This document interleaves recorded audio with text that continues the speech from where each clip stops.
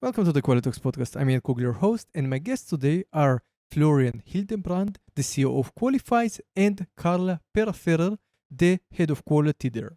And today we're going to talk about their services and how they help pharma companies qualify their suppliers quicker by obtaining broad audit reports and about their vision about shared audit reports across the community. So let's get to it.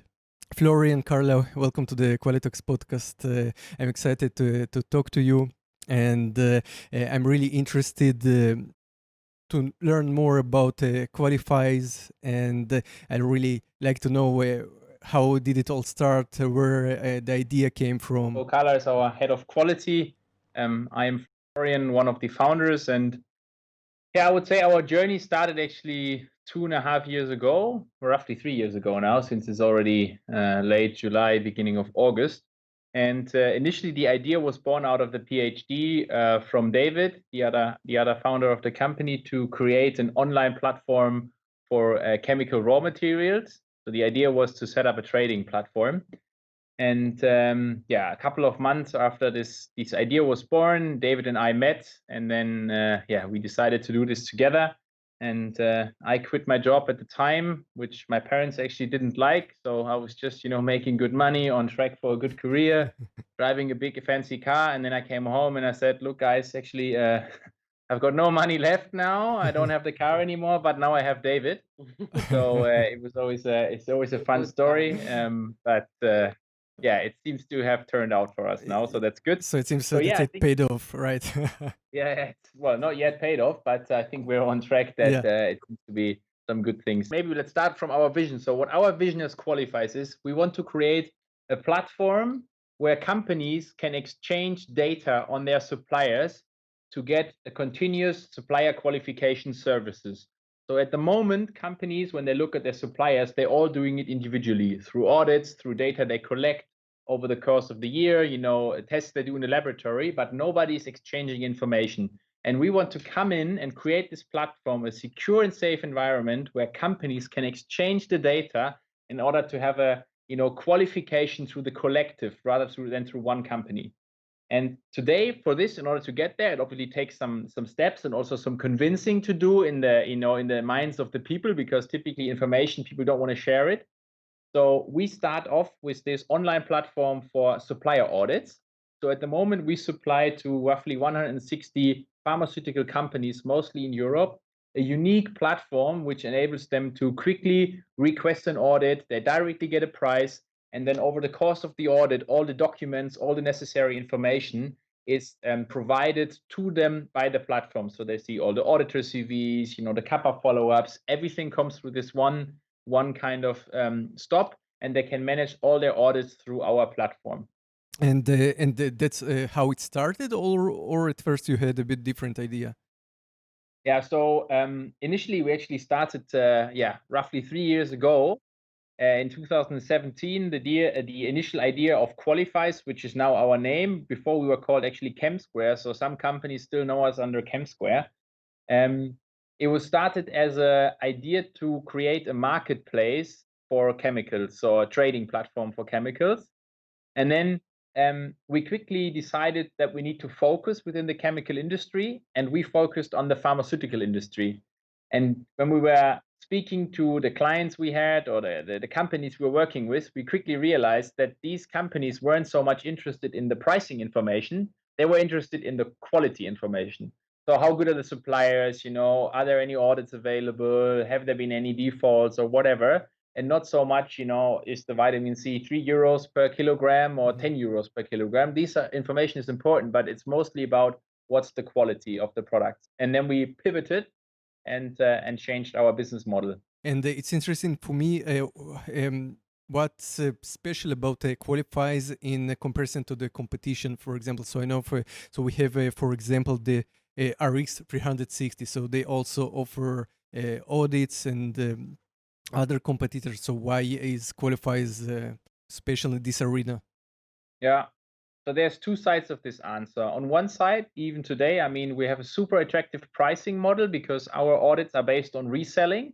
So the prices that we offer are simply lower than the others. And at the same time, we offer our customers a unique customer experience with a super high quality.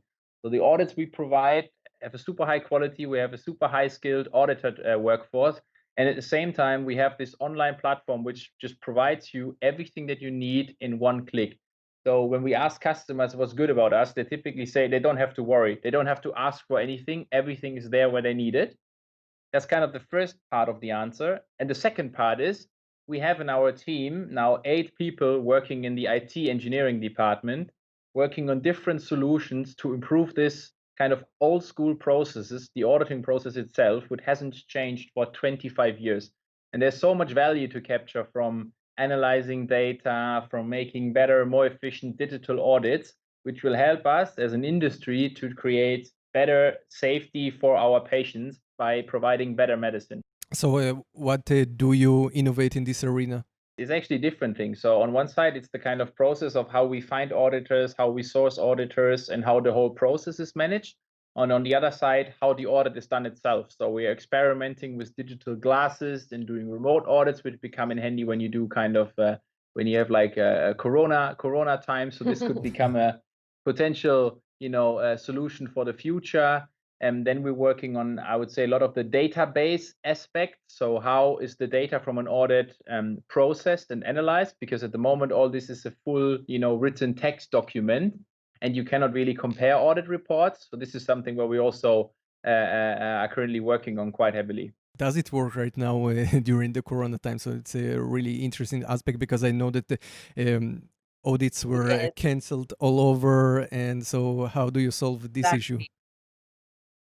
We realized since the beginning that this was a severe issue that we will be facing. So yes, we put our hands together to create alternatives for our customers. And they were well accepted within them. Obviously, they need to do a risk assessment at their sites to evaluate which of the alternative we are proposing to them is the best suit for their need. But yes, I think alternatives such as remote audit are came a little bit before than we were expecting in order to be our vision to this continuous supply chain qualification. So yes, I think it is a good trial, because we see also it is not just a one-off alternative right now due to the corona situation. It can also be an option to implement between on-site audits in the future. So yes, I think we learn a lot. We are still learning from this situation. We are lucky because having customers around the world and also auditees and auditors around the world allows us to learn from all of them and to foresee which are the situations we find out in different countries in this in this outbreak that we are living now. So I think we take a lot of advantage of this conversation we have with all our stakeholders, and we can prepare and foresee in advance how we will handle the situation. And I think this will be a learning for our vision in the future to continue with this continuous supply chain qualification method. So you did quite a lot of audits online right now? Only documentation check, or how does it exactly work? There's many situations, and we've been adapting to each situation according to the risk as well. So some of them are only documental audits, like paper audits, based on a really rigorous and extended questionnaires, and also additional documentation that we ask. For some kind of suppliers, this is sufficient, or the customers, but we also do virtual audits, which include direct communication with the auditee or with the subject matter experts.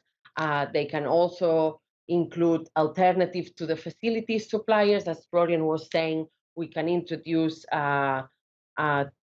virtual tours to the facilities with Google glasses, or also videos about the process itself. That's actually the experiment we are doing. So the first experiments will be with our own auditors to see how it's working, and then we need to establish a process I mean, we speak also a lot to customers, and I think that's what you were mentioning. I mean, there's always opportunity in the crisis, and you need to be open because these things may come back in the future, and COVID might be with us for quite some time.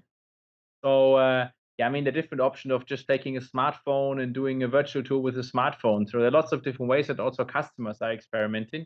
I think the question is then, how can this match into a regulatory framework, and how can we make sure that we comply and in the end of the day create still the same effect as an on-site audit? Because I think what we also see is that customers still I ask for think this. what we see from our customer perspective and also from health authorities that this will not never be, or for the time being, it will not be a total alternative to the on-site audit, but we see it as a middle-term solution for this situation we are living right now, but also for the future. Maybe it will allow companies to extend the validity of their on-site audit report.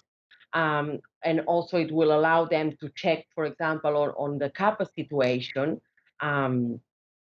Yes, so yes, we are experimenting a lot of different situations. Yeah. And I think maybe just one addition also, what happens, what we see is, as you mentioned as well, many audits were cancelled, and this is also reducing the capacity and the availability of the auditees. So the need to perform shared audits, which is obviously our original business model, is still there. So we see also an increasing interest of bigger companies, which tend to do the audits in-house. They now turn to companies like us to do kind of audit sharing. And this also maybe can contribute to where we are going, enabling and making sure that companies start to share this information. And I think this is the most important thing, that more people start to share it. Yeah, I think it's also a good idea. I know from experience that big companies don't like to outsource it because sometimes there is a lack of trust. So the question, how do you bridge it? And I know also that the smaller companies, especially medical devices companies that are usually small companies, not like a big pharma, they think that they need less resources to do the audits themselves. Well, actually, not with our prices, because our business model is very attractive. So I think for them, we are a clear case. And for the bigger companies, so we have a couple of the really big companies, also big pharma companies that work with us. But to be honest, they do like small business with us. So it's a couple of audits a year. And I think there we are trying to develop a alternative solution for them. So what can be value to them? So one could be, for example, providing a secondary opinion, so that in addition to their own opinion, they get a second opinion. The other could be that we kind of, even challenge their own auditor teams and train their own auditor teams just to get them a different perspective. Because when we speak to auditors, obviously one of the concerns of an auditor is, am I doing the right thing? Is what I'm looking at, is it actually correct? And the assessment that I'm having, other people, would they follow the same assessment? So this we could also kind of enhance by even, again, having a data glass there, somebody else looking at it from a remote perspective and say, actually, I think that's not a major, that's a minor because of X, Y, Z, and then just enhancing that experience. But this is something which we are now trying to develop. So it's in our roadmap ahead. At the moment, our target customers are SMEs, so small and medium-sized enterprises. And relating to the trust we provide them, we also we have developed an internal quality system. We really take care of our key processes.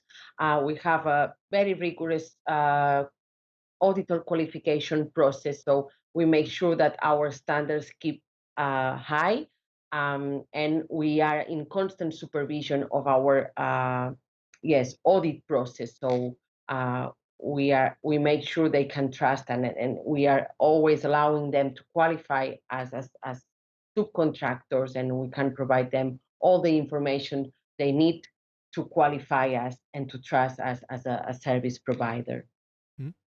So how does your platform work from both of the side, from the customer side and from the auditors that do the audits for you? So yeah, I think there are two ways of working with the platform. So we have this kind of simple request form where you just type in your supplier, and then you directly get a price quote, and you see if the audit is available or not, and if there's already a date planned. And then you come to this kind of your own dashboard, and actually the platform is for free. So you don't have to pay anything. You just have to register, and you get all the benefits already. And then you get access to this, your own personal dashboard, where you see all your audits that you have requested in the past, together with a certain status. And also if you have to do something. So if you have any specific requirements you want us to look at during an audit, you can upload them through the platform. And the whole process is kind of managed. And then you get obviously email communication. That's kind of one part. And the other part is obviously some customers, they have not just one request, they have 10, 20 requests. Then you have an option to upload your own audits in your whatever file you want. And then they're processed through our platform, and you get kind of this bundle offer. And yeah, then you can see the audits in different states, download the documents, you can request renewal audits. So if the audits have expired, you can request renewals. You get all the kappa follow-ups through the platform. You know, when you get the draft reports, everything comes through the platform. So that's kind of our main kind of communication tool with the customers. But at the same time, obviously, we are also there. So, you know, they have our phone numbers and email addresses. So if they really need support and kind of detailed questions, then we are there. We have more time for them because we don't have to take care of all the admin stuff, which is automated and digitalized. Can you connect your platform with the quality management system of the client? Can they, for example, synchronize the kappas or download them? Not yet, but this is something we have in mind. This is, yes, some strategic initiative that we are thinking about for the future. So not yet, but definitely it's something that is already on our mind. It's also from the auditor perspective, they still don't have a direct interface with the platform, but it is also something that we are thinking to implement in the near future. At the moment, from the auditor perspective, what customers can see is the CV of the auditor, and they can check the profile and if it's aligned with the minimum requirements they have. And then the audit report and all the auditor management, it's managed internally, not through the platform yet, but it will be done in the near future. So the auditors write the report and then they send it to you in a PDF form. Exactly. We have a template for them because we want to have a common voice in all our audit reports. So we provide them with a template which has been internally designed and yes, developed at Qualifyze. And with this report, which it's always internally also checked at Qualifyze. Yes, it's a Word template. Then we transfer to a PDF form for our customers, and we upload it to the platform for them to be ready there whenever they need have access. Okay, and how do you choose your auditors? We have a rigorous qualification process, as I said. First of all, to assess any of the candidates presented to us, we see if they achieve a minimum requirement, and then once we see that the profile is aligned with our minimum requirements, we start the process, which begins with a questionnaire. Then it goes to an interview where we assess the auditor skills. Then, depending on the classification we do internally, there is also a witness audit with them. And finally, we also do a check on their writing skills, on their reporting skills. And finally, we do a final deliverance on the profile and we qualify them. Apart from that, we also do a constant supervision to them. So as I said before, we always check the results, the reports they deliver to us to assure that we have this common voice within Qualifyze. And we also do some checks every 2 years to make sure they are still aligned with our minimum requirements. They are still understand our methodology, and they are still being trained according to the regulations and update to all the news about the pharmaceutical industry. Okay, so you there are internal Qualifyze quality managers that reviewed every audit report, and then Exactly. In the quality team at Qualifyze, there are quality officers who are responsible to support the auditor, not only during the report review, but also during the preparation. We also give a close support to them, and we always make sure, yes, they are aligned with our standards, with our quality standards, and also they are aligned with the expectations from our customers. So you have auditors all over the world, or you? Yes, we believe this is crucial to have local auditors where the audits are performed. So as much as we can, we allocate auditors who are based on the countries where the audits are performed. At the moment, we have roughly 40 auditors qualified and located at different places in the world. Like we have auditors in China, well, in Asia, meaning China, India, Taiwan, and we also have auditors in America, in US, but also in South America, and also in Europe, like different countries in Europe, and also in South Africa.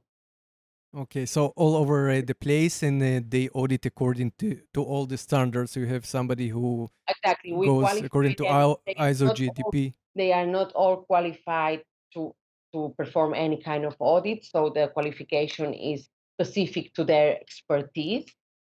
So yes, we can audit different areas from API manufacturers to packaging manufacturers or service providers, such as, I don't know, laboratory or any other type of service providers or pharmacovigilance audits, for example. So because you audit all around, so you get the option to gather so much information about quality and analyze the data and see what is lacking in general in specific countries and so on. So from your perspective, what is the hot thing or where companies can do better right now? Depends a lot on the areas of auditing.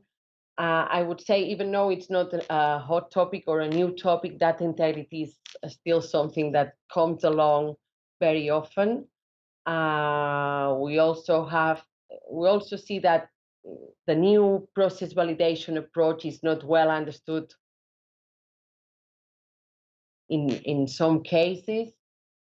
But yes, we see many different types of observations. So I couldn't say like a trend at the moment. Not a GMP specific topic, but the nitrosamines topic is something that we are also seeing a lot, like how suppliers manage this nitrosamine risk assessment. And it is something our customers are also really interested in evaluating it during audit. Right now during the COVID-19. So again, because one company does several audits per year and you do so many audits, you have so much experience also with those virtual audits. So besides hiring you as a service provider, can you give some advice for companies what they can do better with virtual audits? Yes, I think the approach is quite similar as the on-site audit. I think having a good preparation of the audit is very critical, and more in virtual audit, in remote audits, because yes, the interaction is much more complex, let's say. And so you have to have a complete or a rigorous audit preparation. It is also important to select the good platforms you are going to use during the audit. So to do a dry run also to check that it will be working as intended, to have a backup solution in case there are any problems during the audit date. Also to prepare a good agenda, because even though it's a virtual audit, you need to make sure you manage your time adequately during the audit. So yes, and ask as many information as possible in advance to allow the auditor to, yes, have a good overview of the situation and then go to the point during the virtual audit. Also, as you would do in an on-site audit, to discuss the the non-conformities or something that brings a big discussion at the point, and to ask for evidence this is, if possible, during the virtual audit.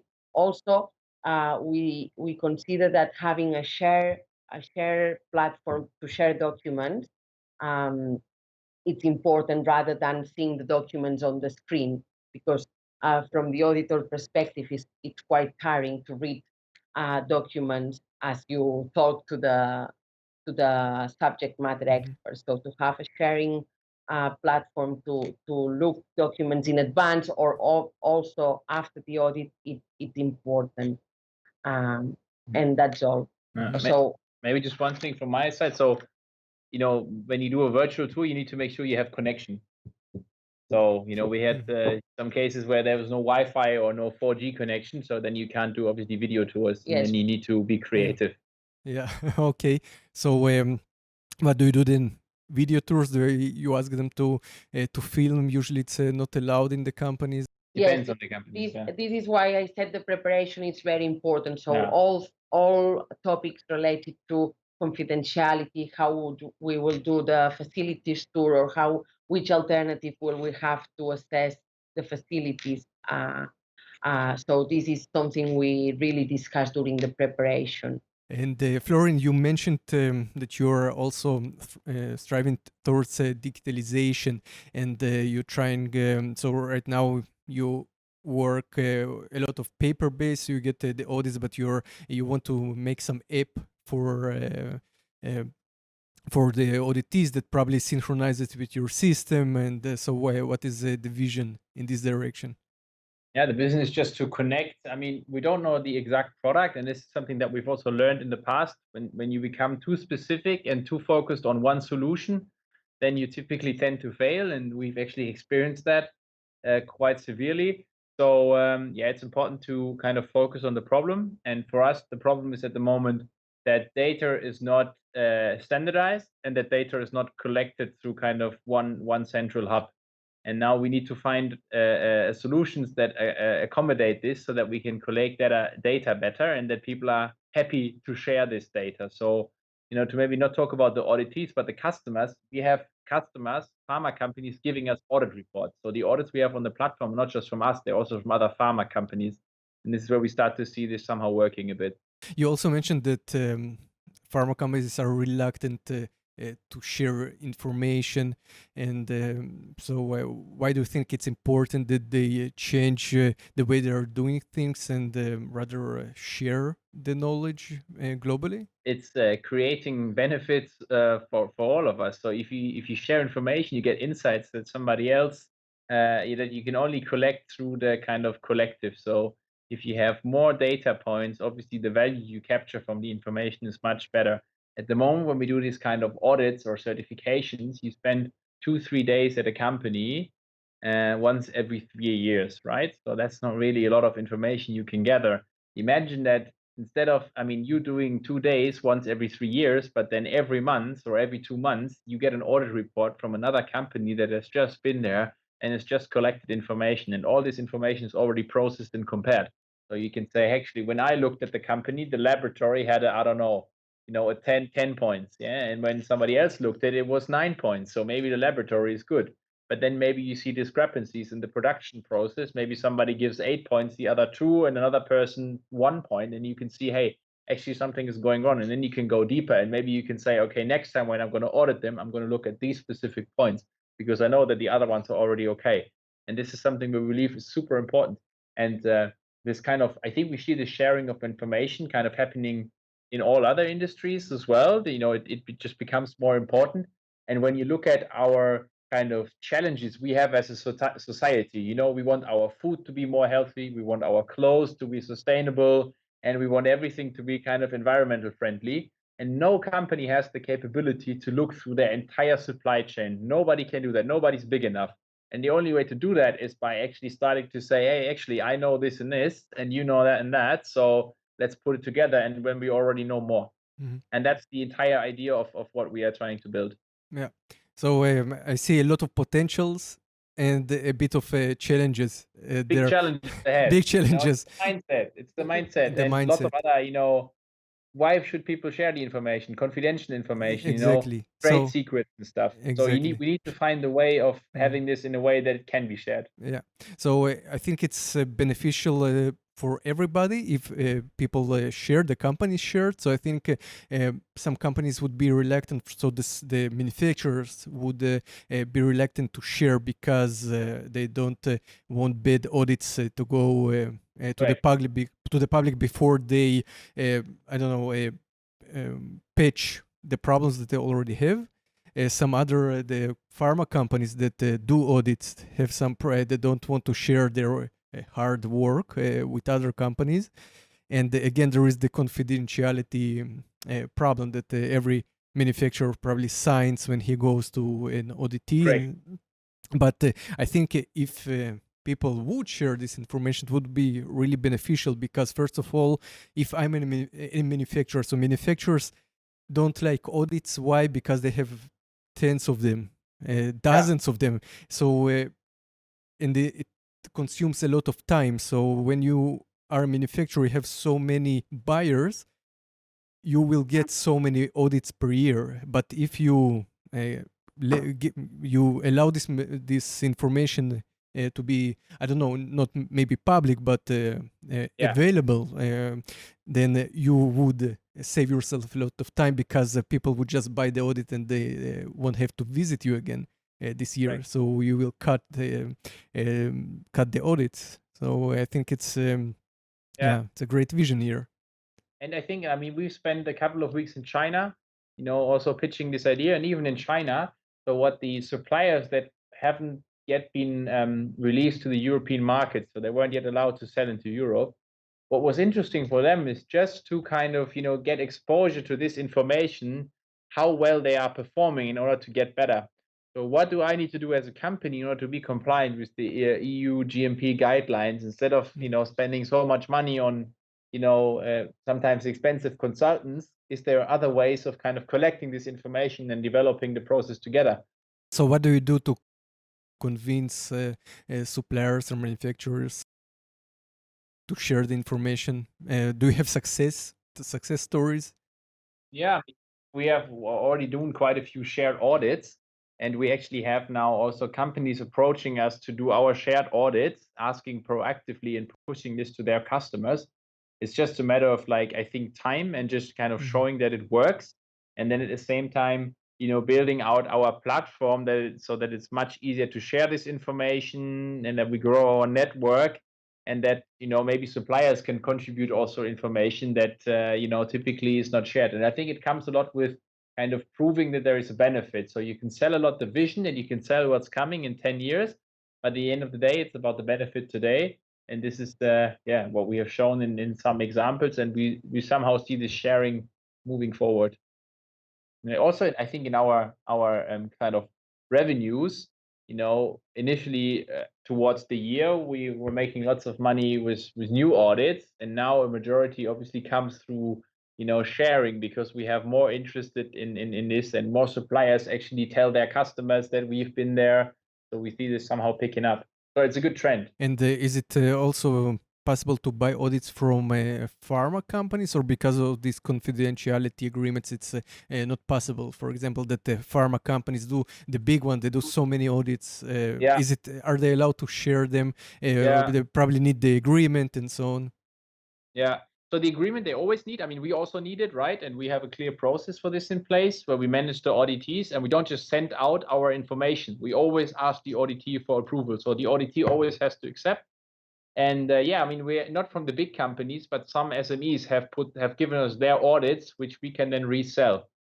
And obviously they then get a commission for this, so they get money through this, and they reutilize an audit asset that they have done 6 months ago, where they have paid for the flights, for the hours of the people doing it, and now they get a bit of money on that, so refinance it a bit. Just to add something to this process, because we also want to make sure that the reports we are reselling through our platform, but from pharmaceutical companies, are also high quality. So we also have kind of a validation of these audit reports and also their auditor qualification. So we make sure that we share only high quality audit reports, even though they come from pharmaceutical companies and not done internally at Qualifyze.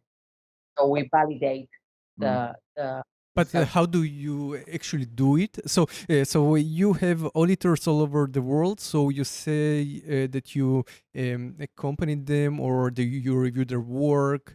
How does it work? Do you send somebody for a few audits to work with them to do the audits, or how do you validate them? This process is slightly different. So we validate the company. So initially we validate their auditor qualification process because normally they have one internally at their companies. So we see if there is any gap, a big gap between their qualification process and our qualification process. We also interview some of their auditors to assess, their skills and knowledge, and then we validate their audit reports. So we do the same gap analysis, let's say, from the content of their reports to our report, and we see if they are aligned. The auditors that we work with, they always follow our methodology. Okay. And our how do you validate them? with the qualification process. So once they are qualified, we do an onboarding training, let's say. So we present how our reports look like, and we support them during the whole audit life cycle. So they get our input at all times. So we make sure they follow our standards. So since good and the vision is great, and do you want to maybe summarize really the uh, benefits of working through a platform like yourself instead of doing your own audits? So from an auditor perspective, I think they benefit from an structure like has a lot of knowledge in terms that we get information from many auditors around the world. So we have this common vision, and we can advise them on what are the trends of the sector. Obviously, they are also very knowledgeable, so we learn a lot from them. So we do this peer exchanging of information, which is beneficial for everybody. Apart from that, our process is very structured, so they know they will have the support from Qualifyze quality team at all times, and yes, probably it will mean less work for them to do on their side. Maybe like let me just one add thing. So I think for the auditors, the main advantage is that they obviously get money and business through us, so they don't have to do their own sales. They just get the business, and they basically just get an email. Do you want to go there at this point? Everything is done, and they are straight away in a position where they can perform the audit. And for the auditees, I mean, for them, they save time because we take away some of the audits that other customers would do. And since our audits are very standardized and have of high quality and high acceptance, they can typically give that to many or all of their customers.